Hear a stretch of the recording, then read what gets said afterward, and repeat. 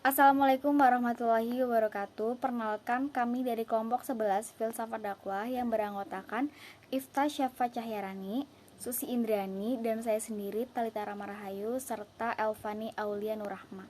Untuk materi yang akan kita bahas yaitu mengenai media sosial dalam berdakwah. Poin-poin yang akan kita bahas mengenai apa pengertian dari media sosial itu sendiri, bagaimana sejarah dan perkembangan media sosial, manfaat dari media sosial dalam berdakwah, dan juga contoh dari pemanfaatan media sosial dalam berdakwah. Untuk materi pertama akan dibacakan oleh Mbak Susi. Monggo Mbak Susi. Ya, baik, saya ambil alih dari Mbak Moderator yaitu Mbak Talita. Di sini saya akan menjelaskan mengenai pengertian media sosial. Media sosial itu ya suatu platform yang memfasilitasi para penggunanya untuk melakukan aktivitas di kolaborasi di sosial media ataupun secara publik kayak gitu. Jadi di dalam media sosial itu terdapat tiga yang penting dan itu sering digunakan, bahkan hal tersebut tidak akan pernah bisa terpisahkan, yaitu dengan sharing, collaboration, dan connecting. Jadi ketika kita melakukan media sosial, kita akan ada proses sharing. Sharingnya di mana? Ketika kita telepon dengan teman kita, telepon dengan sahabat keluarga kita, SMS dan sebagainya, maka itu dinamakan sharing. Di situ terjadi proses bercerita secara sosial dan tidak terlihat, namun kita bisa mengerti jawaban dari mereka ataupun bisa memahami apa yang mereka rasakan, apa yang mereka harapkan, dan apa yang mereka butuhkan. Lalu yang kedua yaitu dengan kolaborasi, yaitu kolaborasi ketika dimana letak kolaborasinya, yaitu uh, ketika saat kita melakukan hubungan ataupun telepon terus menerus, besok ada lagi, terus besoknya lagi kita juga terhubung terus, itu maka ada proses kolaborasi. Nah, kolaborasi ini akan terjadi terus menerus. Lalu yang ketiga yaitu ada connecting. Nah, media sosial sendiri itu butuh koneksi atau yang disebut dengan kabel dari data ya, koneksi data atau dengan wifi atau wifi.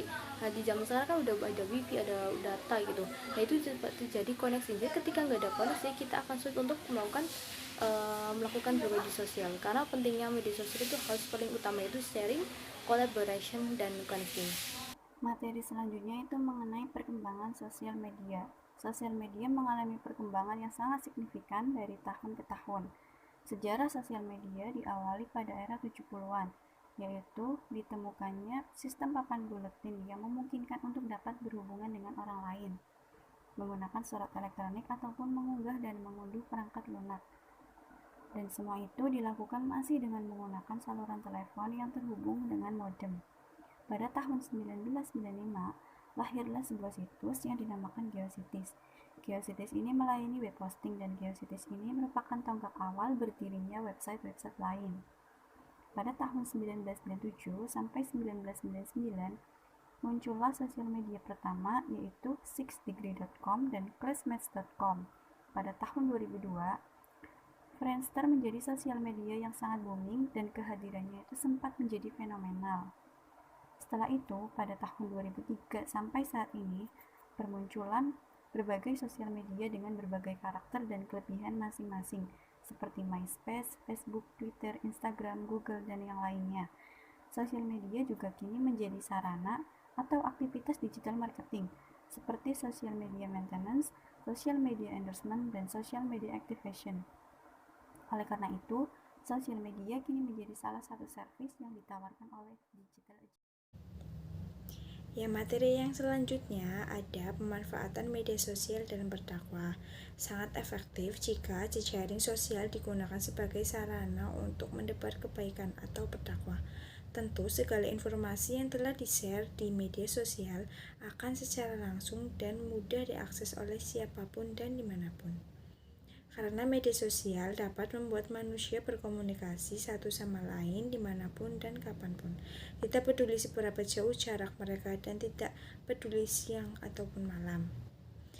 Ya, pengguna media sosial seperti Instagram, YouTube, dan Facebook mampu menampilkan video maupun foto secara jelas, ditambah mampu menyimpan sampai kapanpun.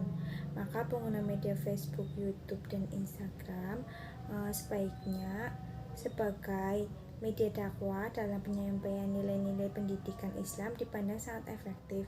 Video pendek dengan durasi tidak lebih dari 1 menit tanpa melepas nilai dakwah menjadikan media sosial Instagram paling diminati karena tidak menimbulkan kebosanan para penggunanya.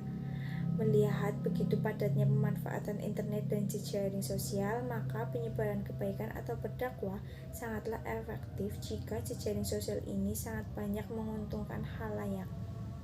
Karena dengan jejaring sosial, khalayak bisa dengan mudah mendapatkan nasihat-nasihat harian. Contoh pemanfaatan media sosial dalam dakwah: video dakwah pendek, upload media sosialnya itu bisa di YouTube, bisa di Instagram, atau yang lainnya. Nah, virtualnya itu bisa Meet, bisa Zoom. Yang terakhir ada tulisannya itu bisa berupa blog ataupun artikel atau yang lainnya juga bisa. Jadi itu dia teman-teman untuk pembahasan media sosial dalam berdakwah. Kurang lebihnya mohon maaf. Wassalamualaikum warahmatullahi wabarakatuh.